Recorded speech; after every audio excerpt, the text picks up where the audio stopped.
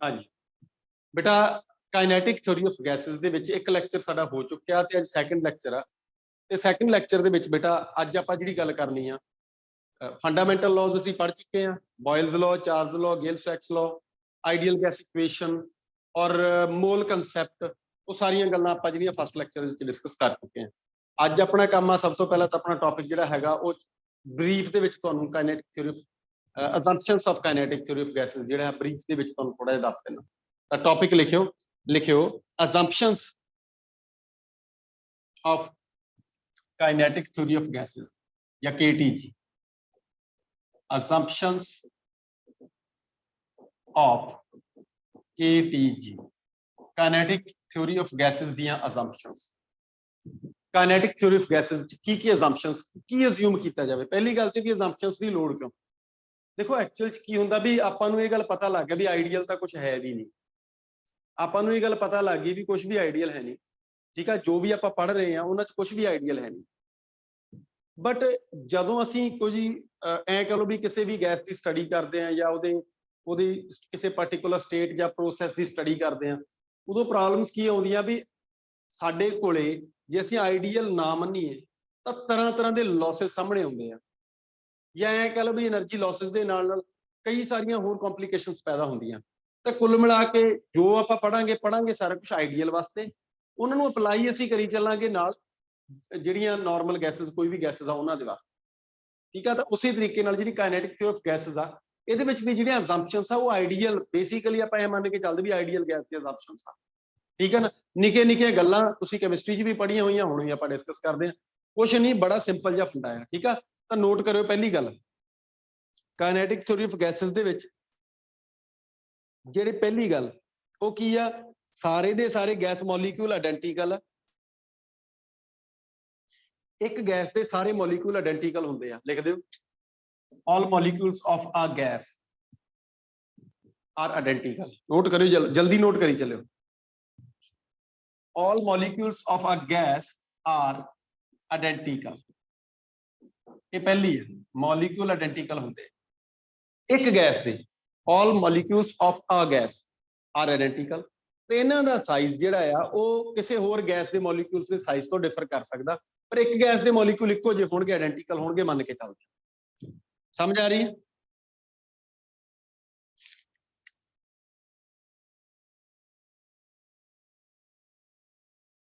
Identical note ਕਰ ਰਿਹਾ, ਨਾਲ ਕੌਮਾ ਲਾ ਕੇ ਫਿਰ ਅੱਗੇ ਵੀ ਚਲਾ ਦਿਓ। Identical perfect elastic spheres, identical comma perfect elastic spheres. ਨਾਲੇ ਤਾਂ ਆਇਡੈਂਟੀਕਲ ਆ, ਨਾਲੇ ਇਲਾਸਟਿਕ ਸਫੀਅਰ ਆ, ਪਰਫੈਕਟ ਇਲਾਸਟਿਕ, ਯਾਨੀ ਕਿ ਇਲਾਸਟਿਕ ਨੇਚਰ ਰੱਖਦੇ ਆ। ਪਰਫੈਕਟ ਇਲਾਸਟਿਕ ਸਫੀਅਰਸ ਤੇ ਕੌਮਾ ਲਾ ਕੇ ਨਾਲ ਹੀ ਲਿਖਿਓ and rigid. Perfect elastic spheres and rigid, ਉਹਨਾਂ ਦੀ ਨੇਚਰ ਰਿਜਿਡ ਹੁੰਦੀ ਆ। ਸਮਝ ਆ ਰਹੀ ਗੱਲ ਕਿ ਨਹੀਂ ਆ ਰਹੀ?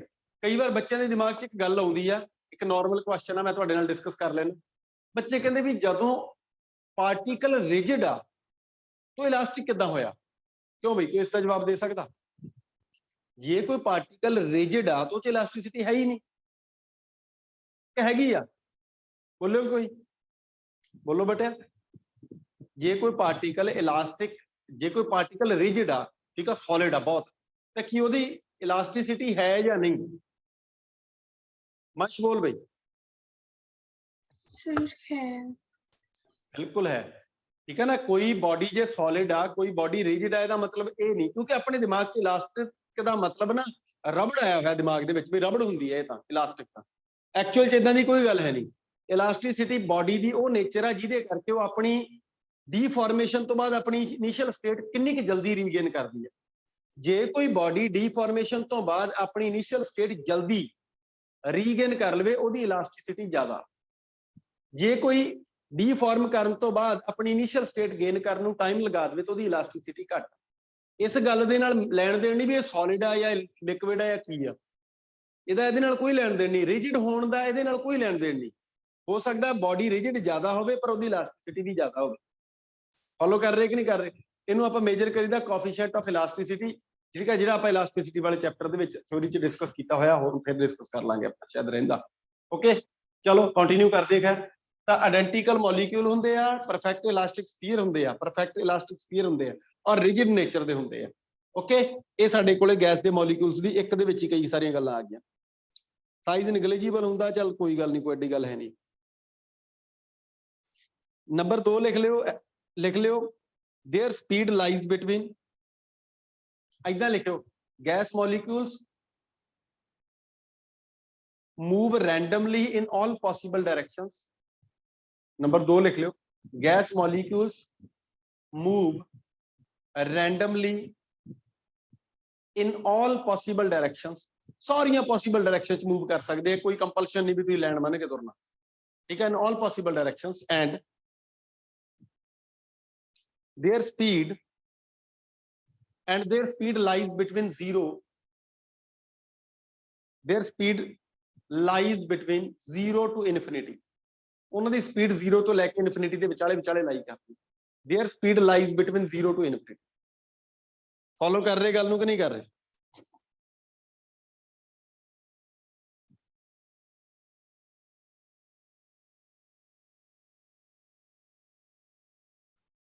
ਹੁਣ ਮੈਨੂੰ ਗੱਲ ਦੱਸੋ ਵੀ ਜੇ ਇਲਾਸਟਿਕ ਸਫੀਅਰ, ਜੇ ਉਹਨਾਂ ਦੇ ਵਿਚਕਾਰ ਕੋਲੀਜਨ ਹੋਏ ਤਾਂ ਕਿਹੜੇ ਹੋਣਗੇ?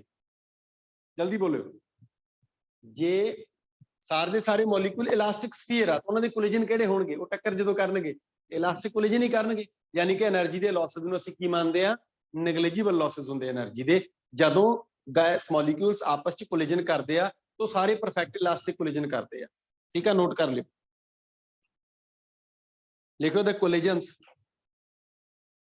the collisions of molecules, the collisions of molecules mutually and with walls of container are elastic। collision elastic ਹੁੰਦੇ ਸਾਰੇ ਦੇ ਸਾਰੇ, ਦੀਵਾਰ ਨਾਲ ਵੀ ਇਲਾਸਟਿਕ ਕੋਲੀਜਨ ਹੁੰਦੇ, ਆਪਸ ਚ ਵੀ ਇਲਾਸਟਿਕ ਕੋਲੀਜਨ ਹੁੰਦੇ। ਨੈਕਸਟ, ਗੈਸ ਦੇ ਮੋਲੀਕਿਊਲ ਇੱਕ ਦੂਜੇ ਤੇ ਕੋਈ ਵੀ ਅਟਰੈਕਸ਼ਨ ਜਾਂ ਰਿਪਲਸ਼ਨ ਦਾ ਫੋਰਸ ਨਹੀਂ ਲਗਾਉਂਦੇ, ਸਿਰਫ ਜਦੋਂ ਟੱਕਰ ਹੁੰਦੀ ਆ ਉਦੋਂ ਇੱਕ ਦੂਜੇ ਤੇ ਧੱਕਾ ਮਾਰਦੇ, ਫੋਰਸ ਲਗਾਉਂਦੇ ਆ। ਉਸ ਤੋਂ ਇਲਾਵਾ ਗੈਸ ਮੋਲੀਕਿਊਲ ਇੱਕ ਇੱਥੇ ਤੁਰਿਆ ਫਿਰਦਾ, ਦੂਜਾ ਇੱਥੇ ਤੁਰਿਆ ਫਿਰਦਾ, ਇਹ ਕੋਈ ਵੀ ਇੱਕ ਦੂਜੇ ਤੇ ਨਾ ਅਟਰੈਕਟਿਵ ਤੇ ਨਾ ਰਿਪਲਸਿਵ ਫੋਰਸ ਲਾਉਣ। ਇਹ ਗੱਲ ਲਿਖ ਦਿਓ, ਇਹ ਮੰਨ ਕੇ ਚੱਲਦੇ ਆਪਾਂ। ਮੈਂ ਤੁਹਾਨੂੰ ਅੱਗੇ ਬੋਲਦਾ ਵੀ ਕਾਇਨੈਟਿਕ ਥਿਊਰੀ ਆਫ ਗੈਸ ਜਿਹੜੀ ਆ, ਇਹ ਸਾਡੀ ਮੰਨੀ ਹੋਈ ਥਿਊਰੀ ਆ, ਔਰ ਇਹਦੇ ਨਾਲ ਗੈਸ ਦੀਆਂ ਪ੍ਰੋਬਲਮ, ਗੈਸ ਦੇ ਲਾਜ਼ ਜਿਹੜੇ ਆ, ਇਹਨਾਂ ਦਾ ਯੂਜ਼ ਕਰਕੇ ਅਸੀਂ ਗੈਸ ਦੇ ਜਿਹੜੀਆਂ ਪ੍ਰੋਬਲਮਸ ਹੈਗੀਆਂ ਉਹਨਾਂ ਨੂੰ ਈਜ਼ੀਲੀ ਸੋਲਵ ਕਰ ਲੈਣਾ। ਓਕੇ, ਹੋ ਸਕਦਾ ਇਹਦੇ ਵਿੱਚ ਕੋਈ ਗੱਲ ਤੁਹਾਡੇ ਪਸੰਦ ਨਾ ਆਵੇ। ਚਲੋ ਲਿਖ ਦਿਓ ਇਹ ਗੱਲ, there is no attractive or repulsive force, there is no attractive or repulsive force between the gas molecules, there is no attractive or repulsive force acts between the gas molecules ਦੇ ਵਿਚਕਾਰ ਕੋਈ attractive ਜਾਂ repulsive force act ਨਹੀਂ ਕਰਦਾ। next,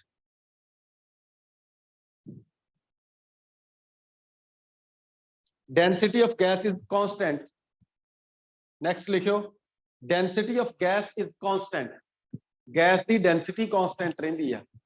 density of gas is constant at every point। ਤੁਸੀਂ ਉਸ container ਚ ਜਿੱਥੇ ਮਰਜ਼ੀ ਚੈੱਕ ਕਰ ਲਿਓ, ਗੈਸ ਦੀ ਡੈਂਸਿਟੀ ਫਿਕਸ ਰਹੂਗੀ, ਕਾਂਸਟੈਂਟ ਰਹੂਗੀ। density of gas is constant at every point of the container, at every point in the container। Container ਦੇ ਅੰਦਰ ਕਿਸੇ ਮਰਜ਼ੀ ਪੁਆਇੰਟ ਤੇ, at every point in the container।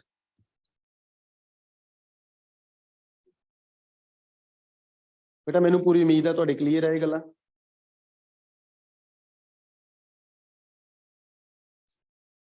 ਇੱਕ ਗੱਲ ਮੈਂ ਹੋਰ ਦੱਸਦਾ ਤੁਹਾਨੂੰ ਵੀ ਜਿਹੜੀਆਂ ਦੋ ਕੋਲੀਜਨਸ ਦੇ ਵਿਚਕਾਰ ਇੱਕ ਕੋਲੀਜਨ ਹੋਇਆ, ਉਸ ਤੋਂ ਬਾਅਦ ਦੂਜੇ ਕੋਲੀਜਨ ਤੱਕ ਪਹੁੰਚਿਆ ਪਾਰਟੀਕਲ, ਗੈਸ ਮੋਲੀਕੂਲ ਇੱਥੋਂ ਚੱਲਿਆ, ਇੱਥੇ ਉਹਦਾ ਕੋਲੀਜਨ ਹੋ ਗਿਆ, ਫਿਰ ਇੱਥੇ ਹੋ ਗਿਆ, ਫਿਰ ਇੱਥੇ ਹੋ ਗਿਆ, ਏਦਾਂ ਤੁਰਿਆ ਫਿਰਦਾ ਉਹ। ਠੀਕ ਆ, ਕਿਸੇ ਵੀ ਪਾਸੇ ਨੂੰ ਜਾ ਸਕਦਾ, ਫਿਰ ਇੱਧਰ ਨੂੰ ਚਲਾ ਗਿਆ, ਫਿਰ ਇੱਧਰ ਨੂੰ ਆ ਗਿਆ। ਮਤਲਬ ਆਪਾਂ ਕੋਈ ਉਹਦੀ ਪਾਰਟੀਕੂਲਰ ਡਾਇਰੈਕਸ਼ਨ ਫਿਕਸ ਨਹੀਂ ਕਰ ਸਕਦੇ। ਆਪਾਂ ਇਹ ਪਹਿਲਾਂ ਹੀ ਲਿਖ ਚੁੱਕੇ ਆ ਵੀ ਆਲ ਰੈਂਡਮ ਡਾਇਰੈਕਸ਼ਨ ਦੇ ਵਿੱਚੋਂ ਮੋਸ਼ਨ ਕਰਦਾ, ਕਿਸੇ ਵੀ ਡਾਇਰੈਕਸ਼ਨ 'ਚ ਜਾ ਸਕਦਾ। ਠੀਕ ਆ, ਹੁਣ ਕੰਮ ਦੀ ਚੀਜ਼ ਕੀ ਆ? ਕੰਮ ਦੀ ਚੀਜ਼ ਇਹ ਆ ਵੀ ਜਿਹੜੀ ਦੋ ਕੰਟੀਨਿਊਸ, ਦੋ ਸਕਸੈਸਿਵ ਕੋਲੀਜਨਸ, ਇੱਕ ਇੱਥੇ ਹੋਇਆ ਤੇ ਇੱਕ ਇੱਥੇ ਹੋਇਆ, ਉਸ ਤੋਂ ਬਾਅਦ ਐਵੇਂ ਮੁੜ ਗਿਆ, ਤਾਂ ਦੋ ਲਗਾਤਾਰ ਜਿਹੜੇ ਕੋਲੀਜਨ ਆ ਦੋਨੇ ਜਾਂ ਆ ਦੋਨੇ, ਇਹਨਾਂ ਦੇ ਵਿਚਕਾਰ ਦਾ ਜਿਹੜਾ ਆ ਪਾਥ ਆ, ਆ ਡਿਸਟੈਂਸ ਆ, ਇਹਨੂੰ ਬੋਲਦੇ फ्री पाथ। ਕੀ ਬੋਲਦੇ ਇਹਨੂੰ ਬੋਲਦੇ फ्री पाथ। और जे मैं काफी सारे कोलिजन्स ਜਿਹੜੇ ਆ ਉਹਨਾਂ ਦੇ ਵਿਚਕਾਰ ਮੈਂ ਐਵਰੇਜ ਫਾਈਂਡ ਕਰਨਾ फ्री पाथ ਦੀ, ਉਹਨੂੰ ਬੋਲ ਦਿੰਦੇ मीन फ्री पाथ। यानी कि बेसिकली मीन फ्री पाथ ਤੁਹਾਡੇ ਕੰਮ ਆਊਗਾ। मीन फ्री पाथ ਕੀ ਹੁੰਦਾ? Average distance covered by the gas molecules between two successive collisions। ਇਹ ਗੱਲ ਲਿਖ ਦਿਓ, मीन फ्री पाथ। ਇਹ ਗੱਲ ਲਿਖ ਦਿਓ, मीन लिख दियो the average distance covered between the average distance covered by a gas molecule between two successive collisions। average distance covered by a gas molecule between two successive collisions is called as mean free path। ਉਹਨੂੰ mean free path ਬੋਲਦੇ ਆ। ਕੀ ਬੋਲਦੇ ਉਹਨੂੰ?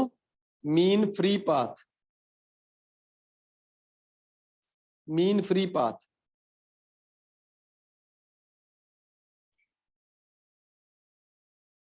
ਮੈਨੂੰ ਪੂਰੀ ਉਮੀਦ ਹੈ ਤੁਹਾਨੂੰ ਸਮਝ ਆ ਗਿਆ ਬੇਟਾ।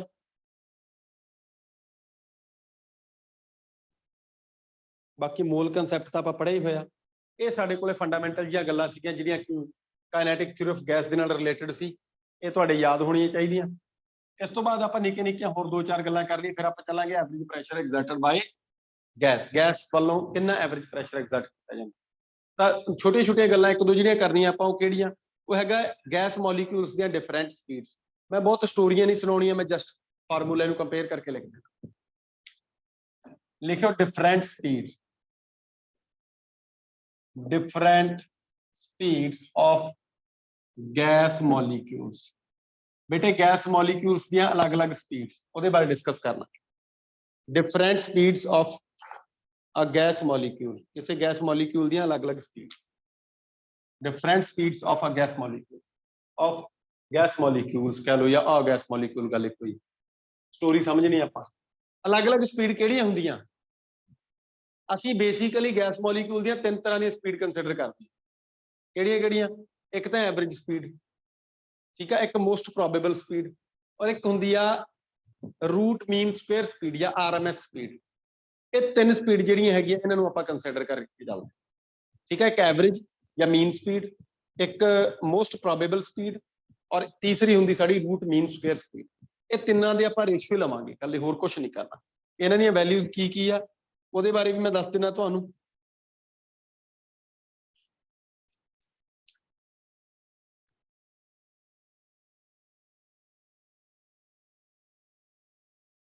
ਸਭ ਤੋਂ ਪਹਿਲਾਂ ਤਾਂ ਲਿਖੋ ਮੋਸਟ ਪ੍ਰੋਬੇਬਲ ਸਪੀਡ। ਆਪਾਂ ਰੇਸ਼ੀਓ ਲੈ ਲੈਣੇ ਆ, ਸਿੱਧਾ ਹੀ ਚੱਲਾਂਗੇ।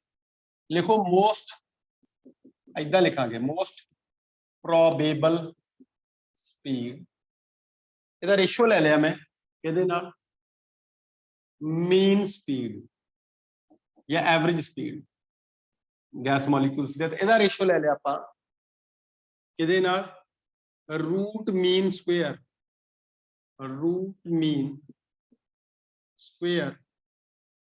स्पीड।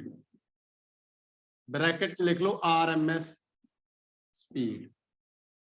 गैस के मॉलिक्यूल्स की रूट मीन स्क्वायर स्पीड या RMS स्पीड। ये साडी थर्ड टाइप दी है।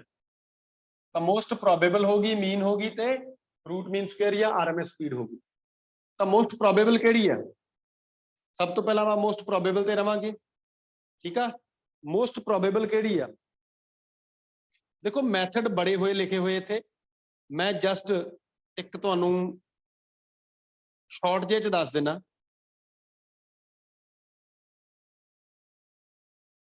भी फार्मूला की बनता।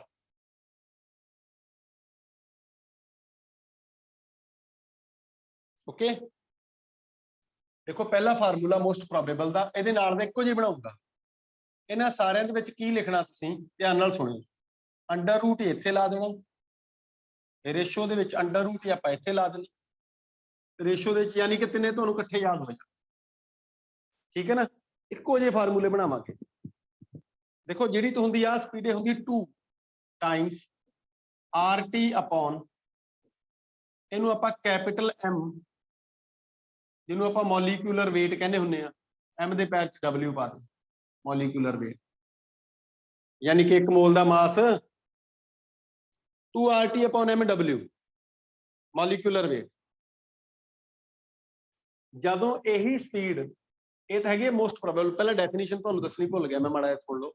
ਮੋਸਟ ਪ੍ਰੋਬੇਬਲ ਦਾ ਮਤਲਬ ਇਹ ਹੁੰਦਾ, ਮੋਸਟ ਪ੍ਰੋਬੇਬਲ ਦਾ ਮਤਲਬ ਜਿਹੜੀ ਸਪੀਡ ਜ਼ਿਆਦਾਤਰ ਪਾਰਟੀਕਲਸ ਕੋਲੇ, ਮਤਲਬ ਮੇਰੇ ਕੋਲੇ 100 ਪਾਰਟੀਕਲਸ ਆ ਤੇ 80 ਕੋਲੇ ਇੱਕ ਤਰ੍ਹਾਂ ਦੀ ਸਪੀਡ ਆ, ਬਾਕੀਆਂ ਕੋਲੇ ਹੋਰ ਕੋਈ ਸਪੀਡ ਆ, ਇਹਦਾ ਮਤਲਬ ਮੋਸਟ ਪ੍ਰੋਬੇਬਲ ਉਹ 80 ਵਾਲੀ ਆ, ਆਪਾਂ ਉਹ ਕੰਸੀਡਰ ਕਰਦੇ। ਜਿਹੜੀ ਐਵਰੇਜ ਜਾਂ ਮੀਨ ਹੁੰਦੀ ਆ, ਇਹ ਪਤਾ ਹੀ ਆ ਤੁਹਾਨੂੰ, ਸਾਰਿਆਂ ਦੀ ਵੈਲਿਊ ਨੂੰ ਸਮ ਕਰੋ, divide by number of particles ਕਰ ਦਿਓ ਤਾਂ ਤੁਹਾਨੂੰ ਐਵਰੇਜ ਜਾਂ ਮੀਨ ਸਪੀਡ ਮਿਲ ਜੂਗੀ। RMS ਰੂਟ ਮੀਨ ਸਕੁਅਰ ਸਪੀਡ ਹੁੰਦੀ ਆ, ਵੀ ਜਿੰਨੇ ਵੀ ਪਾਰਟੀਕਲ ਆ ਉਹਨਾਂ ਸਾਰਿਆਂ ਦੀ ਸਪੀਡ ਦਾ ਸਕੁਅਰ ਕਰਕੇ ਮੀਨ ਲੈ ਲਓ, ਫਿਰ ਉਹਦਾ ਅੰਡਰ ਰੂਟ ਕਰ। ਮੈਂ ਐਗਜ਼ਾਮਪਲ ਦੇ ਦੇਣਾ, ਮੰਨ ਲਓ ਇੱਕ ਪਾਰਟੀਕਲ ਦੀ ਸਪੀਡ v1, ਦੂਜੇ ਦੀ v2 ਆ, ਤੀਸਰੇ ਦੀ v3 ਆ, ਏਦਾਂ ਹੀ ਕਰਦਿਆਂ vn ਤੱਕ ਜਾਂਦੀ ਹੈ ਸਪੀਡ।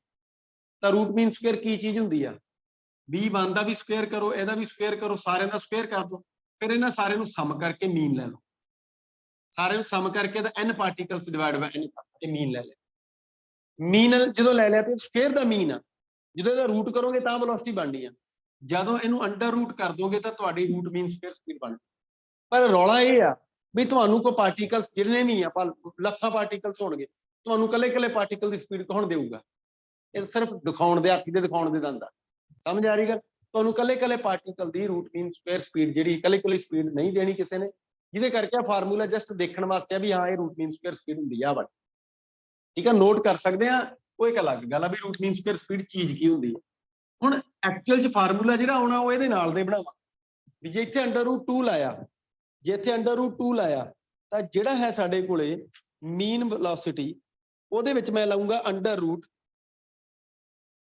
8/π ਟਾਈਮਸ RT/mw, ਯਾਨੀ ਕਿ ਸਾਡਾ ਚੇਂਜ ਸਿਰਫ ਕਾਂਸਟੈਂਟ ਦਾ ਹੋਣਾ।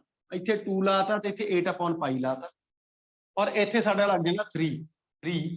ਇਹ ਫਾਰਮੂਲੇ ਡਿਰਾਈਵ ਕਰਾਏ ਆ, ਠੀਕ ਹੈ ਨਾ, ਪਰ ਜਸਟ ਤਾਂ ਚਲੋ ਤੁਹਾਡੇ ਪੇਪਰ 'ਚ ਸਵਾਲ ਆਉਂਦਾ ਹੈ, ਤੁਹਾਡੇ ਸਿਲੇਬਸ 'ਚ ਮੈਂਸ਼ਨ ਕੀਤੇ ਹੋਏ ਤਾਂ ਕਰਕੇ ਤੁਹਾਨੂੰ ਕਰਾਉਣੇ ਜ਼ਰੂਰੀ ਹੈ। ਇਹ ਫਾਰਮੂਲੇ 3 ਹੋ ਗਏ। ਹੁਣ ਇਹਦੇ ਤੋਂ ਗਾਂ RT/m ਆ ਜਿਹੜਾ, ਇਹਨੂੰ ਆਪਾਂ ਕਾਹਦੇ 'ਚ ਕਨਵਰਟ ਕਰ ਸਕਦੇ ਹਾਂ, ਇਹ ਗੱਲਾਂ ਮੈਂ ਤੁਹਾਨੂੰ ਪਹਿਲਾਂ ਵੀ ਦੱਸੀਆਂ ਹੋਈਆਂ, ਠੀਕ ਹੈ ਨਾ। ਆਪਾਂ ਉਸ ਹਿਸਾਬ ਦੇ ਨਾਲ ਇਹਨੂੰ ਕਨਵਰਟ ਕਰ ਸਕਦੇ ਹਾਂ। ਤਾਂ ਜਦੋਂ ਕਨਵਰਟ ਕਰੋਗੇ ਤੁਸੀਂ ਤਾਂ ਤੁਹਾਡੇ K, ਜਿਹਨੂੰ ਬੋਲਦੇ ਆ ਆਪਾਂ ਬੋਲਟਜ਼ਮਾਨਸ ਕਾਂਸਟੈਂਟ, ਉਹਦੀ ਟਰਮਸ 'ਚ ਵੀ ਇਹੀ ਫਾਰਮੂਲਾ ਸੇਮ ਆ ਜਾਊਗਾ। ਕੀ ਆ ਜਾਊਗਾ? ਅੰਡਰ ਰੂਟ 2 ਇੱਥੇ KT/ ਇਹ ਗਿਵਨ ਮਾਸ ਆ ਜਾਊਗਾ। ਕੀ ਆ ਜਾਊਗਾ? ਇੱਥੇ ਗਿਵਨ ਮਾਸ ਆ ਜਾਊਗਾ 3 KT/m। ਮੈਂ ਤੁਹਾਨੂੰ ਦੱਸਿਆ ਹੋਇਆ ਵੀ ਗਿਵਨ ਮਾਸ ਕਾਹ ਤੋਂ ਆਉਣਾ। ਦੇਖੋ ਜੇ K ਆ, K ਇਜ਼ ਇਕੁਅਲ ਟੂ ਕਿੰਨਾ ਹੁੰਦਾ? K ਹੁੰਦਾ R/n, R/n A ਐਵੋਗੈਡਰੋ ਨੰਬਰ। ਔਰ ਜੇ ਇੱਕ ਮੋਲੀਕਿਊਲ, ਇੱਕ ਪਾਰਟੀਕਲ ਦਾ ਮਾਸ ਜਾਂ ਗਿਵਨ ਮਾਸ ਇੰਨਾ ਇੱਕ ਮੋਲੀਕਿਊਲ ਦਾ, ਔਰ ਐਵੋਗੈਡਰੋ ਨੰਬਰ ਨਾਲ ਮਲਟੀਪਲਾਈ ਕਰਦੇ ਤਾਂ ਸਾਡਾ ਮੋਲੀਕਿਊਲਰ ਜਿਹੜਾ weight ਆ ਉਹ ਬਣ ਜਾਂਦਾ, ਠੀਕ ਹੈ ਨਾ। ਤਾਂ ਕਰਕੇ ਆਪਾਂ ਇਹ ਵਾਲਾ ਜਿਹੜਾ ਹੈਗਾ ਕਨਵਰਜ਼ਨ ਇਸ ਤਰੀਕੇ ਨਾਲ ਕਰ ਸਕਦੇ ਹਾਂ। ਆ ਜਾਓ, ਖੈਰ ਕੰਟੀਨਿਊ ਕਰਦੇ। ਸਾਡੇ ਕੋਲੇ ਕੀ ਆ ਨੈਕਸਟ? ਅੰਡਰ ਰੂਟ, ਆਹ ਵਾਲਾ ਫਾਰਮੂਲਾ ਕਿਦਾਂ ਦਾ ਬਣੂਗਾ? 8/π, ਇਹ ਵੀ ਸੇਮ ਬਣਾ ਦਿਓ, KT/m। ਸੇਮ ਫਾਰਮੂਲਾ ਦੇਖੋ, ਕੱਲੇ ਆ RT ਦੀ ਥਾਂ ਤੇ KT ਆਇਆ, ਬਾਕੀ ਸਾਰਾ ਸੇਮ ਆ, ਠੀਕ ਹੈ ਨਾ। KT T ਟੈਂਪਰੇਚਰ ਆ, m ਸਾਡਾ ਇੱਕ ਮੋਲੀਕਿਊਲ ਦਾ ਮਾਸ।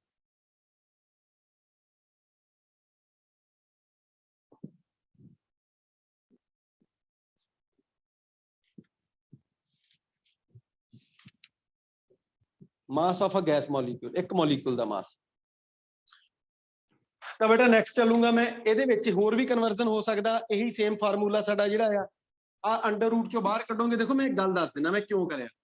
ਐਕਚੁਅਲੀ ਚ ਕੀ ਆ ਵੀ ਉਹ ਵੈਲਿਊ ਸਾਰਿਆਂ ਤੋਂ ਵੱਡੀ ਆ ਪਰ ਲਈ, ਆ ਉਸ ਤੋਂ ਛੋਟੀ ਆ, ਸਭ ਤੋਂ ਛੋਟੀ ਆ। ਤੁਸੀਂ ਇਦਾਂ ਵੀ ਕਰ ਸਕਦੇ ਆ ਵੀ ਏਦਾਂ ਕਰ ਲਓ, ਰੇਸ਼ੀਓ ਲੈਣਾ, ਕਿਤੇ ਲਿਖਿਆ ਨਹੀਂ ਵੀ ਰੇਸ਼ੀਓ ਹੀ ਆ ਚੱਕੋ, ਠੀਕ ਆ, ਕਿਉਂਕਿ ਬਾਕੀ ਤਾਂ ਸਾਰਾ ਕਾਂਸਟੈਂਟ ਬਣਦਾ। ਐਕਚੁਅਲੀ ਚ ਕੀ ਆ, ਸਭ ਤੋਂ ਵੱਡਾ ਕੌਣ ਆ, ਸਭ ਤੋਂ ਛੋਟਾ ਕੌਣ ਆ। ਮੈਂ ਇਹ ਮੰਨ ਕੇ ਚੱਲਦਾ ਵੀ RMS ਵੈਲਿਊ ਸਭ ਤੋਂ ਜ਼ਿਆਦਾ ਅਥੈਂਟਿਕ ਹੁੰਦੀ ਹੈ, ਬਟ ਪੇਪਰ 'ਚ ਤੁਹਾਨੂੰ ਜੋ ਆ ਗਿਆ ਤੁਹਾਨੂੰ ਕਰਨਾ ਪੈਣਾ। ਰੂਟ 3 ਦੀ ਵੈਲਿਊ 1.73 ਹੁੰਦੀ ਹੈ, ਕਰ ਸਕਦੇ ਆ।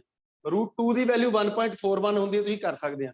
ਰੂਟ 8/π ਦੀ ਵੈਲਿਊ ਜੇ ਨਹੀਂ ਯਾਦ ਤੁਸੀਂ ਨੋਟ ਕਰ ਲਓ 1.59, ਜੇ ਨਹੀਂ ਯਾਦ ਤੁਹਾਡੇ ਨੋਟ ਕਰ ਸਕਦੇ ਆ। ਮੈਂ ਹੋਰ ਲਿਖਵਾ ਦਿੰਦਾ, ਠੀਕ ਆ, ਹੋਰ ਲਿਖਵਾ ਦਿੰਦਾ ਇੱਕ ਫਾਰਮ। ਇਹਨੂੰ ਪ੍ਰੈਸ਼ਰ ਦੀ ਟਰਮ 'ਚ ਤੁਹਾਨੂੰ ਰੋ ਵਾਲਾ ਫਾਰਮੂਲਾ ਕਰਵਾਇਆ ਨਾ, ਉਦਾਂ ਵੀ ਕਰ ਸਕਦੇ ਆ, P/ρ। KT upon M ਕੀ ਬਣ ਜਾਣਾ ਤੁਹਾਡਾ P upon rho। ਇਹ ਉਹੀ ਆ ਜਿਹੜਾ ਤੁਹਾਨੂੰ ਕਰਵਾਇਆ ਸੀਗਾ ਪਰਫੈਕਟ ਗੈਸ ਇਕੁਏਸ਼ਨ ਦੇ ਕਨਵਰਜਨ। 8 upon pi ਇਹ ਮੈਕਸਵੈਲ ਡਿਸਟ੍ਰੀਬਿਊਸ਼ਨ ਤੋਂ ਪਤਾ ਕੀਤਾ ਹੋਇਆ। P upon rho ਦਾ 3 ਫਾਰਮੂਲੇ ਤੁਹਾਡੇ ਆ ਗਏ। ਉਹਦੇ ਤਿੰਨਾਂ ਦੇ ਤਿੰਨ ਫਾਰਮੂਲੇ ਹੈ ਇੱਕੋ ਜਿਹੀ ਆ। ਤੁਸੀਂ ਤਾਂ ਸਿਰਫ ਇਸੇ ਗੱਲ ਤੇ ਕੰਸੰਟਰੇਟ ਕਰਨਾ ਵੀ 2 8 upon pi and 3 ਤੇ ਨਾਲ ਲਾ ਲਿਓ KT by M। ਤੇ ਜੇ ਵੈਲਿਊ ਪੁੱਟ ਕਰਨੀ ਹੈ ਤਾਂ ਵੈਲਿਊ ਰੱਖ ਲਓ, ਠੀਕ ਆ। 1.41 under route P upon rho। ਆਹ ਫਾਰਮੂਲਾ ਸਭ ਤੋਂ ਜ਼ਿਆਦਾ ਇੰਪੋਰਟੈਂਟ ਆ, ਪਹਿਲਾ ਤੇ ਦੂਜਾ, ਪਰ ਪਤਾ ਕੋਈ ਨਹੀਂ ਹੁੰਦਾ ਕੀ ਹੋਣਾ, ਠੀਕ ਆ। ਆਹ ਬਣ ਗਿਆ ਤੁਹਾਡਾ ਕਿੰਨਾ 1.59 ਆ 41 ਹੋ ਗਿਆ 59 ਬਣ ਗਿਆ under route P by rho। ਔਰ ਆਹ ਵਾਲਾ ਬਣ ਗਿਆ ਤੁਹਾਡਾ 1.73 2 ਵੀ ਲਾ ਲਿਓ ਨਾਲ ਭਾਵੇਂ। ਇਹ ਬਣ ਗਿਆ P upon rho। P upon rho KT by M ਤਾਂ ਹੈ ਹੀ ਆ, ਲਿਖਿਆ ਹੀ ਹੋਇਆ। ਤਾਂ ਬੇਟਾ ਇਹ ਸਾਡੇ ਤਿੰਨੋਂ ਦੀਆਂ ਤਿੰਨੋਂ ਸਪੀਡਸ ਆ ਜਿਨ੍ਹਾਂ ਨੂੰ ਅਸੀਂ ਬੜੀ ਆਸਾਨੀ ਨਾਲ ਕੰਪੇਅਰ ਕਰਕੇ ਫਾਈਂਡ ਆਊਟ ਵੀ ਕਰ ਸਕਦੇ ਹਾਂ। ਜੇ ਤੁਹਾਨੂੰ ਲੋੜ ਪਵੇ ਤਾਂ ਤੁਸੀਂ ਯੂਜ਼ ਕਰ ਲੈਣਾ ਬੇਟਾ। ਅੱਛਾ, ਕਿਸੇ ਗੈਸ ਦੇ ਵਿੱਚ ਜੇ ਤੁਸੀਂ ਸਪੀਡ ਆਫ ਸਾਊਂਡ ਕੈਲਕੂਲੇਟ ਕਰਨੀ ਹੋਵੇ ਗੈਸੀਅਸ ਮੀਡੀਅਮ ਦੇ ਵਿੱਚ, ਤਾਂ ਤੁਹਾਡਾ ਫਿਰ ਆਹ ਫਾਰਮੂਲਾ ਕੰਮ ਆਊਗਾ ਥੱਲੇ ਆ। ਕਿਸੇ ਗੈਸ ਵਾਲੇ ਮੀਡੀਅਮ ਦੇ ਵਿੱਚ speed of sound the speed ਜੇ ਪਤਾ ਕਰਨੀ ਹੋਵੇ, ਉਹਦਾ ਫਾਰਮੂਲਾ ਵੀ ਮੈਂ ਲਿਖ ਦਿੰਦਾ। ਉਹਦੇ ਵਿੱਚ ਅੰਡਰ ਰੂਟ 2 ਨਹੀਂ ਆਉਂਦਾ, 8 upon pi ਵੀ ਨਹੀਂ ਆਉਂਦਾ, 3 ਵੀ ਨਹੀਂ ਆਉਂਦਾ, ਉੱਥੇ ਗਾਮਾ ਆਊਗਾ, ਠੀਕ ਆ। ਨੋਟ ਪਾਇਓ, ਲਿਖਿਓ velocity of sound in a gas. ਇਹ ਵੈਸੇ ਇਹ ਟੌਪਿਕ ਜਿਹੜਾ ਹੈਗਾ ਥਿਊਰੀ ਚ ਤੁਹਾਨੂੰ 10th ਯੂਨਿਟ ਚ ਕਰਵਾਇਆ, ਠੀਕ ਆ, ਬਟ ਇੱਥੇ ਹੁਣੇ ਹੀ ਦੱਸ ਦੇਣਾ, ਲਿਖ ਦਿਓ velocity of sound in a gas. Gas ਦੇ ਵਿੱਚ velocity of sound, velocity of sound in a gas,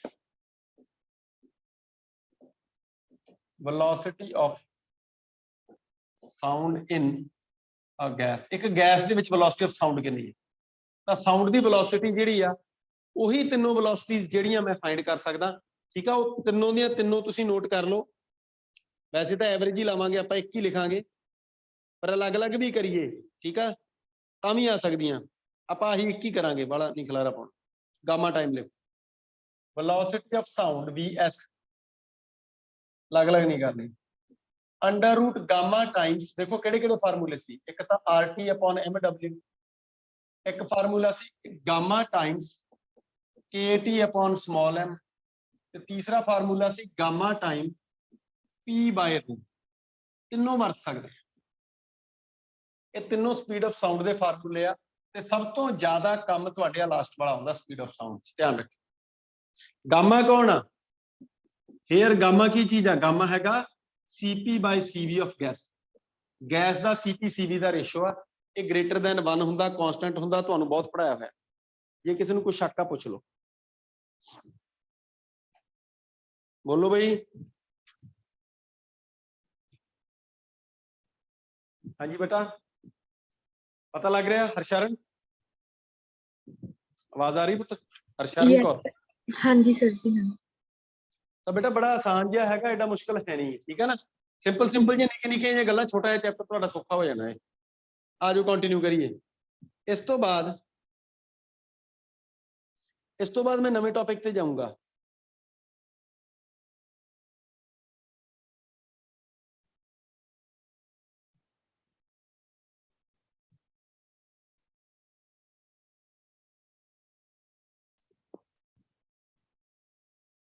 ਅੱਛਾ, ਇੱਕ ਗੱਲ ਹੋਰ, ਚਲੋ ਨੋਟ ਹੀ ਕਰੋ ਛੋਟੀ ਜੀ। ਦੇਖੋ ਤਿੰਨ ਗੱਲਾਂ ਪੜ੍ਹ ਲਈਆਂ ਆਪਾਂ। ਸਭ ਤੋਂ ਵੱਡੀ ਸਪੀਡ ਕਿਹੜੀ ਸੀ? RMS। ਉਸ ਤੋਂ ਛੋਟੀ ਕੌਣ ਸੀ? ਐਵਰੇਜ ਜਾਂ ਮੀਨ ਵੈਲਿਊ। ਉਸ ਸਭ ਤੋਂ ਛੋਟੀ ਸੀਗੀ ਮੋਸਟ ਪ੍ਰੋਬੇਬਲ। ਤੇ velocity of sound in gas ਉਸ ਤੋਂ ਵੀ ਛੋਟੀ ਹੈ। ਇਹ ਗੱਲ ਯਾਦ ਕਰ। ਸਮਝ ਆ ਰਹੀ ਗੱਲ ਕਿ ਨਹੀਂ ਆ ਰਹੀ? Velocity of sound in a gas, gas ਦੇ ਵਿੱਚ ਸਾਊਂਡ ਦੀ ਵੈਲੋਸਿਟੀ ਜਿਹੜੀ ਆ ਇਹ ਹਮੇਸ਼ਾ ਹੀ ਘੱਟ ਹੁੰਦੀ ਹੈ, ਠੀਕ ਆ।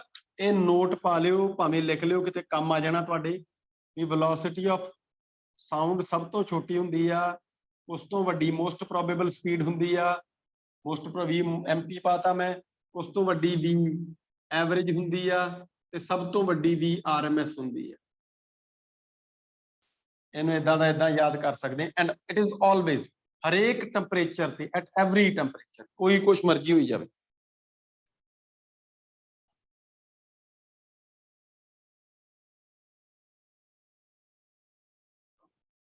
मैनू पूरी उम्मीद है तुहाडी क्लीयर है गल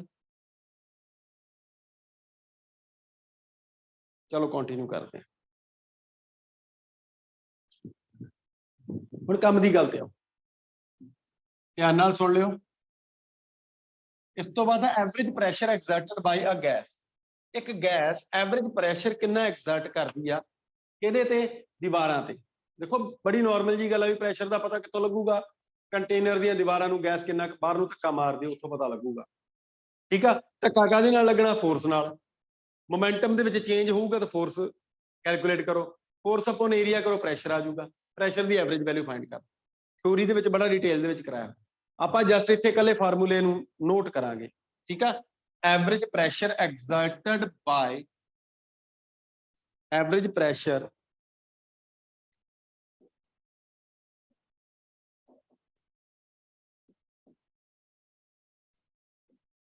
exerted by an ideal gas एक आइडियल गैस कितना एवरेज प्रैशर एक्सर्ट करदी आ average pressure exerted by an ideal gas एक आइडियल गैस कितना प्रैशर एक्सर्ट करदी आ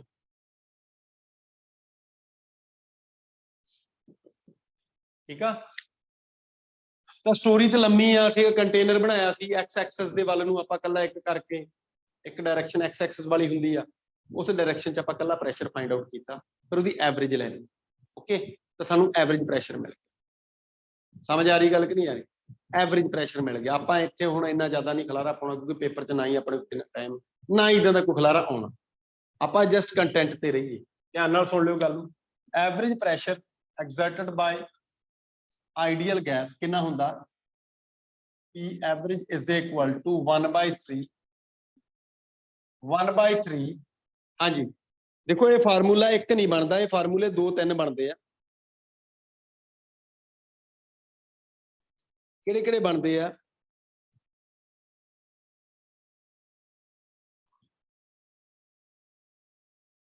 M N C लिखा कि V लिखा देखो ਜਿਹੜੀ ਸਾਡੇ ਕੋਲੇ ਐਵਰੇਜ ਮੀਨ ਸਕੁਅਰ ਵੈਲੋਸਿਟੀ ਬੋਲਦੇ ਨੇ ਇੱਕ ਤਾਂ ਰੂਟ ਮੀਨ ਸਕੁਅਰ ਵੈਲੋਸਿਟੀ ਹੁੰਦੀ ਇੱਕ ਮੀਨ ਸਕੁਅਰ ਵੈਲੋਸਿਟੀ ਹੁੰਦੀ ਮਤਲਬ ਰੂਟ ਹਟਾਇਆ ਹੋਇਆ ਕੱਲਾ ਸਕੁਅਰ ਆ ਉਹ ਲਿਖ ਰਿਹਾ ਮੈਂ ਇੱਥੇ ਠੀਕ ਹੈ ਨਾ ਮੀਨ ਸਕੁਅਰ ਵੈਲੋਸਿਟੀ ਮੈਂ ਉਹਨੂੰ ਆਰਐਮਐਸ ਕੀ ਚੱਕੂਗਾ MN VRMS ਸਕੁਅਰ ਯਾਨੀ ਕਿ ਰੂਟ ਨਹੀਂਗਾ M ਇੱਕ ਮੋਲੀਕੂਲ ਦਾ ਮਾਸ ਹੈ N ਨੰਬਰ ਆਫ ਮੋਲੀਕੂਲਸ ਆ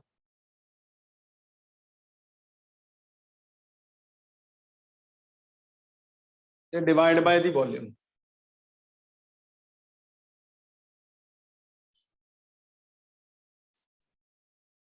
ये साडा फार्मूला बनता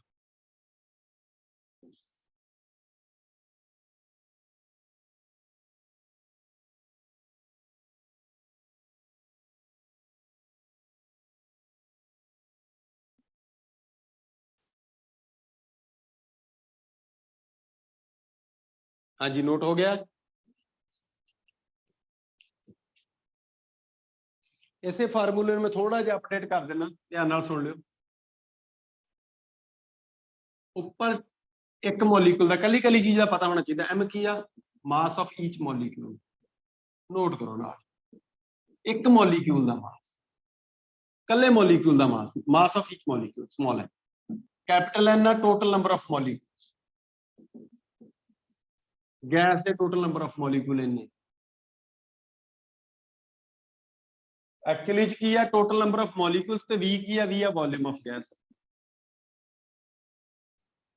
गैस दी वॉल्यूम ये तीन चीज़ां तुहानूं पता होनी चाहिए ठीक है कई books they which number of molecules per unit volume नूं स्मॉल m लिखा हुंदा small n number of molecules per unit volume उत्थे MN VRMS स्क्वायर लिखा होगा तो टेंशन ना लो स्मॉल n लिखा होगा वो नंबर ऑफ मॉलिक्यूल पर यूनिट वॉल्यूम पर दसना पऊगा बंदे नूं आपां इस हिसाब नाल ही पढ़ांगे तो ऊपर वाली चीज है जी दिस इज टोटल मास आ गया एक मॉलिक्यूल का mass into number of molecules this is total mass तो P एवरेज का नवा फार्मूला मेरा बनया 1/3 capital M upon V into VRMS square। इत्थे कैपिटल M लिख देना मैं here, capital M is equal to small m into n is equal to total mass of gas। ये गैस का टोटल मास है कैपिटल M। ता formula भी साडा average pressure exerted by gas दा, V वॉल्यूम उदां दी RMS वेलोसिटी है।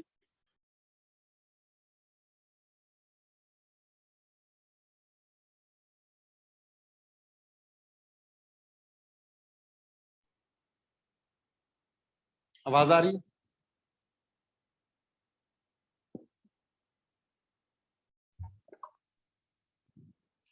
तो बेटा दो हो गए, एक तो हो गया एवरेज प्रेशर का एक फार्मूला, दूसरा हुण मास अपॉन वॉल्यूम हुंदी डेंसिटी, की हुंदी है डेंसिटी।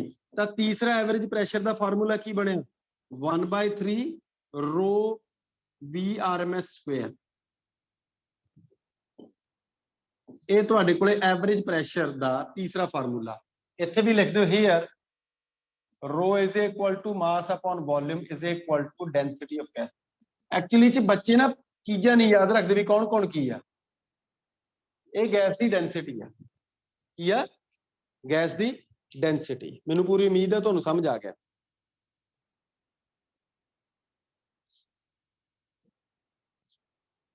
हुण एक सोचण वाली गल, मैं माड़ा जिहा कंटेनर का डायग्राम भी बना देना, जिहड़ा कंटेनर है ठीक है जिहदा आपां फार्मूला बनाया, उस कंटेनर का तुसीं भी एक डायग्राम बनाओ। ਉਹਦੇ ਵਿੱਚ देखिए माड़ा जिहा निक्की निक्कियां गल्लां, ज़्यादा कॉम्प्लीकेटेड तो नहीं, पर कई बार पेपर च क्वेश्चन सामने आ जाए साडे वास्ते दिक्कत हो जाती है। मैं एक क्यूबिकल कंटेनर बनाता, क्यूबिकल कंटेनर वास्ते ही ये फार्मूला असीं बनाया सी।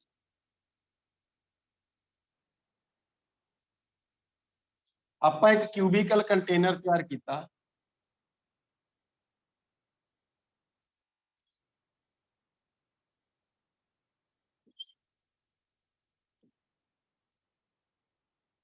आपां एक क्यूबिकल कंटेनर तैयार किया है। ओके, इस क्यूबिकल कंटेनर ते इत्थे ओरिजिन है साडे कोले, आ एक्स एक्सिस आ उपर वाल नूं y आ, इधर वाल नूं साडे कोले z आ। इस कंटेनर दे टोटल 6 साइड आ, 6 साइड आ, ते कोई भी मॉलिक्यूल आ उहदी किसी एक वॉल दे विच वजन दी जिहड़ी प्रोबेबिलिटी है वो तुहानूं पता ही भी 1/6 किसी भी वॉल चों स्ट्राइक कर सकता है। जे एक्सिस की गल करांगे तो 3 एक्सिस आ, किसी एक एक्सिस वाल नूं जाण दी जिहड़ी प्रोबेबिलिटी आ ठीक है वो 1/3 आ। तो साडे कोले कुछ गल्लां जिहड़ियां कि पेपर च पुछ लिया जांदियां, एक तो यह पूछा जाता भी एक वॉल ते एवरेज किन्ने मॉलिक्यूल स्ट्राइक किते, छोटी गल आ ठीक है ना, पर बच्चे उलझ जाते हैं। तो नोट लिखियो, एरो ला के लिख लियो, लिखो average number of molecules, average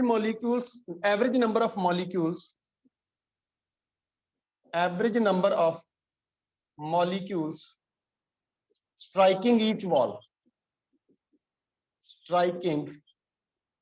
wall, एक वॉल नूं किन्ने एवरेज मॉलिक्यूल स्ट्राइक करनगे, तो आपां लिखांगे n/6। Total number of molecule n, 6 wall आ, एक वॉल नूं n/6 मॉलिक्यूल स्ट्राइक करनगे। नोट करियो, एक एक्सिस दे अलोंग किन्ने जा सकते हैं, आपां लिखांगे n/3। एक्सिस देखो इधर वाल नूं भी x आ, इधर वाल नूं भी x आ, ध्यान रखियो x एक्सिस इक्को ही आ वाला, y आही आ, z तुहाडे वाल नूं आही आ, तो एक एक्सिस दे अलोंग n/3 जाणगे ठीक है। जे नोट करना पै जाए किते लिखना पै जाए तो बेटा ध्यान रखियो इस गल का। ओके, समझ आ गई सारिਆਂ ਨੂੰ? हाँ भी जे किसी को कुछ शक आ पुछ लो, बोलो बेटे। चलो लिख ही दो, तुसीं बाद च उलझ जाओगे। लिखो number of molecules along each axis, number of molecules along each axis ये है साडे n/3, एक एक्सिस दे along n/3 मॉलिक्यूल जिहड़े हैगे आ। अच्छा किसे, हाँ बोलो बेटा। सर ये दूसरा पॉइंट समझा दो। ਜਿਹੜਾ ਆਹ ਵਾਲਾ हाँ जी ਬੇਟਾ ਕਿੰਨੇ ਐਕਸਿਸ ਆ ਮੈਨੂੰ ਇਹ ਦੱਸ। सर 3 है। ਤੇ ਇੱਕ ਦੇ ਅਲੋਂਗ ਜਾਣ ਦੀ ਪੋਸਿਬਿਲਿਟੀ ਕੀ ਆ? ਪ੍ਰੋਬੇਬਿਲਿਟੀ ਦੱਸ ਦੇ। ਟੋਟਲ ਮੋਲੀਕਿਊਲ n ਆ, ਇੱਕ ਮੋਲੀਕਿਊਲ ਦੇਖ ਇੱਕ ਗੱਲ ਆ ਵੀ ਮੈਂ ਇੱਕ ਟਾਈਮ ਤੇ ਇੱਕ ਹੀ ਡਾਇਰੈਕਸ਼ਨ 'ਚ ਜਾ ਸਕਦਾ। हाँ जी ਏਦਾਂ ਤਾਂ ਨਹੀਂ ਵੀ ਮੈਂ ਨਾਲੇ ਤੇ ਮੈਂ ਇੱਧਰ ਵੱਲ ਨੂੰ ਜਾਈ ਜਾਣਾ, ਨਾਲੋਂ ਦੀ ਨਾਲ ਮੈਂ ਐਨੂੰ ਵੀ ਜਾਈ ਜਾਣਾ, ਇਹ ਨਹੀਂ ਹੋ ਸਕਦਾ। ਤਾਂ ਮੋਲੀਕਿਊਲ ਇੱਕ ਟਾਈਮ ਤੇ ਇੱਕ ਪਾਸੇ ਨੂੰ ਜਾ ਸਕਦਾ ਇੱਕ ਮੋਲੀਕਿਊਲ। ਤਾਂ ਟੋਟਲ ਜੇ ਕੈਪੀਟਲ n ਮੋਲੀਕਿਊਲਸ ਆ ਤਾਂ x ਐਕਸਿਸ ਦੇ ਅਲੋਂਗ ਕਿੰਨੇ ਜਾ ਸਕਦੇ ਆ? n/3। y ਐਕਸਿਸ ਦੇ ਅਲੋਂਗ ਕਿੰਨੇ ਜਾ ਸਕਦੇ ਆ? n/3। ਇੱਕ ਟਾਈਮ ਤੇ ਇੱਕ ਐਕਸਿਸ ਦੇ ਅਲੋਂਗ n/3 ਮੋਲੀਕਿਊਲ ਜਾ ਸਕਦੇ। ਓਕੇ हाँ जी ਹਾਂ। ਅੱਛਾ ਜੇ ਮੈਂ ਬੋਲਾਂ ਵੀ ਇੱਕ ਐਕਸਿਸ ਦੇ ਅਲੋਂਗ ਰੂਟ ਮੀਨ ਸਕੁਅਰ ਵੈਲੋਸਿਟੀ ਕਿੰਨੀ ਆ? ਇਹ ਵੀ ਅੱਛੀ ਚੀਜ਼ ਆ, ਪੇਪਰ 'ਚ ਆ ਜਾਂਦੀ ਹੈ। ਲਿਖਿਓ root mean square velocity RMS velocity, RMS root mean square velocity along n axis, एक एक्सिस दे along x एक्सिस होवे, y एक्सिस होवे या z एक्सिस होवे। Root mean square velocity along n axis या along any axis, गल एक ही है, किसी भी एक एक्सिस दे along कितनी होगी? किसी भी एक्सिस दे अलोंग देखो रूट मीन स्क्वायर वेलोसिटी जी वो VRMS आ। ओके कितनी है? VRMS। तो एक एक्सिस दे अलोंग जाने की प्रोबेबिलिटी कितनी है? बोलियो भाई। एक काम करते हैं, खड़ जाओ, आप एक काम करते हैं, ध्यान नाल सुनो गल। पहला आप मीन स्क्वायर वेलोसिटी देखते हैं, ठीक है, फिर रूट तो बाद च करांगे। आ मीन स्क्वायर वेलोसिटी है VRMS square, mean square velocity. समझ आ रही गल कि नहीं आ रही? एक्चुअली च की आ जिहड़ा by3 है ना, by3 ये दसदा भी हाँ एवरेज लो, ठीक है ना। जो आप फार्मूला ड्राइव किया सी ते फार्मूला इदा बनता सी बेसिकली भी px plus py plus pz divide by 3, इन्हां तिन्हां दा सम करो डिवाइड बाय 3 कर, ठीक है। सानू एवरेज वेलोसिटी जिहड़ी एवरेज प्रैशर जिहड़ा हैगा वो उदा मिलदा सी, यानी कि डिवाइड बाय 3 जिहड़ा हैगा, ठीक है ना, वो असीं फाइंड आउट करना। तो जिहड़ा VRMS दा स्क्वायर आ साडे कोले, जिहड़ा VRMS स्क्वायर दा साडे कोले VRMS फाइंड करना, ते VRMS दा स्क्वायर आ जिहड़ा ਇਹਦੇ डिवाइड बाय 3 ऐड होਊਗਾ, ਇਹਦੇ डिवाइड बाय 3 ਆਊਗਾ, ਤਾਂ ਸਾਨੂੰ ਇੱਕ ਐਕਸਿਸ ਦੇ ਅਲੋਂਗ ਜਿਹਦੀ ਵੈਲੋਸਿਟੀ ਆ ਉਹ ਮਿਲੂਗੀ। ਤੁਹਾਨੂੰ ਕਿੱਦਾਂ ਦੱਸਾਂ ਮੈਂ, ਹੁਣ ਥੋੜਾ ਜਿਹਾ ਸ਼ੁਰੂ ਜਾਣਾ, ਧਿਆਨ ਨਾਲ ਸੁਣਿਓ ਗੱਲ, ਮੈਂ ਥੋੜਾ ਜਿਹਾ ਅੱਗੇ ਜਾਣਾ। ਜਦੋਂ ਇਹ ਫਾਰਮੂਲੇ 'ਚ ਅਸੀਂ px ਫਾਈਂਡ ਕਰਿਆ ਸੀ, ਇਹ ਨੋਟ ਆ, ਧਿਆਨ ਨਾਲ ਦੇਖ ਲਓ, ਯਾਨੀ ਕਿ ਕੱਲੇ x ਐਕਸਿਸ ਦੇ ਅਲੋਂਗ एवरेज प्रैशर कितना कल्ले एक्स एक्सिस दे अलोंग, पॉजिटिव नेगेटिव दोनों पास, ओदी वैल्यू आई सी साडी m small n number of molecules per unit volume, number of molecules per unit volume small n, ठीक है। नंबर ऑफ मॉलिक्यूल्स मैं लिखूंगा भी साइड पे, और ਇਹਦੇ ਨਾਲ ਆਇਆ ਸੀ vx स्क्वायर, x एक्सिस दे अलोंग RMS वेलोसिटी दा square Vx square, x axis दे कल्ले x एक्सिस दे अलोंग RMS वेलोसिटी दा स्क्वायर 1/3 ਇੱਥੇ ਨਹੀਂ ਸੀ, ਇਹ x एक्सिस दे अलोंग ਕੱਲਾ ਪ੍ਰੈਸ਼ਰ ਆਇਆ ਸੀ। ਮੇਰੀ ਗੱਲ ਸਮਝੋ ਮੈਂ ਕੀ ਬੋਲ ਰਿਹਾ, ਠੀਕ ਆ। ਇੱਥੇ n ਕੀ ਆ? n ਹੈਗਾ ਕੈਪੀਟਲ N upon V, यानी कि number of molecules per unit volume, number of molecules per unit volume. ਇਹ ਇਦਾਂ ਰੱਖਿਆ ਸੀ ਮੈਂ ਜਦੋਂ ਬਣਾਇਆ ਸੀ ਫਾਰਮੂਲਾ, ऐदा ही सिमिलरली py बनाया सी, ये बनाया सी mnvy स्क्वायर, ठीक है। y एक्सिस दे अलोंग जिहड़ी हैगी स्पीड RMS स्पीड, ऐदा ही pz बनाया सी mnvz, मैं ध्यान नहीं करा, नहीं तो मैं पहले ही लिखवा देना ਸੀ ਤੁਹਾਨੂੰ, ठीक है, mnvz स्क्वायर। उस तो बाद ਆਪਾਂ ਕੀ ਕੀਤਾ ਸੀ, ਇਹਨਾਂ ਦੀ ਐਵਰੇਜ ਫਾਈਂਡ ਕੀਤੀ ਸੀ। ਧਿਆਨ ਨਾਲ ਸੁਣੋ ਹੁਣ ਗੱਲ, ਆ x एक्सिस दे अलोंग मीन स्क्वायर वेलोसिटी, आ y एक्सिस दे अलोंग मीन स्क्वायर वेलोसिटी, आ z एक्सिस दे अलोंग मीन स्क्वायर वेलोसिटी, ਤਿੰਨਾਂ ਐਕਸਿਸ ਦੇ ਅਲੋਂਗ ਮੀਨ ਸਕੁਅਰ ਵੈਲੋਸਿਟੀ ਮੈਂ ਲਿਖ ਲਈ। ਫੋਲੋ ਕਰ ਰਹੇ ਗੱਲ ਨੂੰ ਕਿ ਨਹੀਂ ਕਰ ਰਹੇ? ਤਿੰਨਾਂ ਦੇ ਅਲੋਂਗ ਮੈਂ ਮੀਨ ਸਕੁਅਰ ਵੈਲੋਸਿਟੀ ਜਿਹੜੀ ਲਿਖ ਲਈ। ਹੁਣ ਮੈਂ ਐਵਰੇਜ ਫਾਈਂਡ ਕਰਨੀ ਹੈ। ਐਵਰੇਜ ਬਾਰੇ ਕੀ ਹੋਊਗਾ, ਧਿਆਨ ਨਾਲ ਸੁਣੋ ਗੱਲ ਨੂੰ। ਨਾਓ ਜਦੋਂ ਮੈਂ ਪੀ ਐਵਰੇਜ ਫਾਈਂਡ ਕੀਤਾ ਤਾਂ ਮੈਂ ਕਿੱਦਾਂ ਕੀਤਾ? px plus py plus pz divide by 3। ਜਦੋਂ ਮੈਂ ਪੀ ਐਵਰੇਜ ਫਾਈਂਡ ਕੀਤਾ ਤਾਂ ਮੈਨੂੰ ਕਿੰਨਾ ਆਇਆ? ਮੈਨੂੰ ਆਇਆ mn। ਤਿੰਨਾਂ ਚੋਂ ਕਾਮਨ ਆ ਗਿਆ, ਮੈਂ ਸ਼ਾਰਟਕਟ ਮਾਰ ਰਿਹਾ। ਧਿਆਨ ਨਾਲ ਸੁਣ ਲਿਓ ਗੱਲ। ਤੇ ਮੇਰੇ ਕੋਲੇ ਆ ਗਿਆ vx square plus vy square plus vz square ਤੇ divide by 3।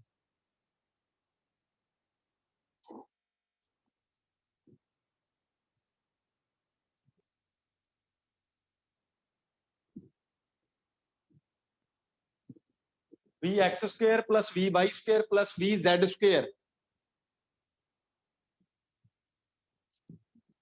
Divide by 3। Follow ਕਰ ਰਹੇ ਗੱਲ ਨੂੰ ਕਿ ਨਹੀਂ ਕਰ ਰਹੇ? ਹੁਣ 1/3 ਤਾਂ ਇੱਧਰ ਲੱਗ ਗਿਆ। ਆ ਜਿਹੜੀ ਚੀਜ਼ ਆ, ਸਵਾਲ ਕਰਨ ਵਾਲਾ ਕੀ ਕਹਿੰਦਾ? ਉਹ ਕਹਿੰਦਾ ਦੇਖੋ ਜਿਹੜੀ ਆ ਵੈਲੋਸਿਟੀ ਆ, ਆਪਾਂ ਇਹ ਮੰਨ ਕੇ ਚੱਲਦੇ ਵੀ ਜਿੰਨੀ x ਐਕਸਿਸ ਦੇ ਅਲੋਂਗ ਆ ਉਨੀ y ਐਕਸਿਸ ਦੇ ਅਲੋਂਗ ਆ ਤੇ ਉਨੀ z ਐਕਸਿਸ ਦੇ ਅਲੋਂਗ ਆ। ਵੈਲੋਸਿਟੀ ਦਾ ਮੀਨ ਨਹੀਂ ਲੈਣਾ ਉਹ ਕਹਿੰਦਾ ਬਾਕੀਆਂ ਦਾ ਲਈ ਚਲੋ।